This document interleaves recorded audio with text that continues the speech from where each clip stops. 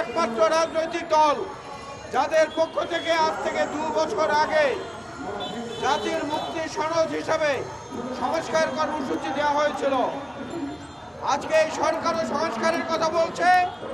July August বিপ্লবের ছোট্ট বন্ধুরা, শিক্ষার্থীরা, তারাও সংস্কারের কথা বলছেন।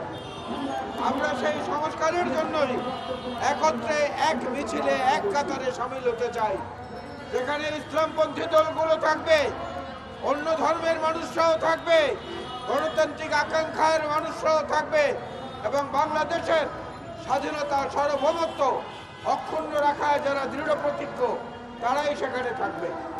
এখানে বিভাজন করার কোনো সুযোগ নেই। আগে নির্বাচন না আগে সংস্কার, এই কথা যারা বলেন তাদেরকে বলবো, সংস্কার হচ্ছে একটা অন্তহীন প্রক্রিয়া।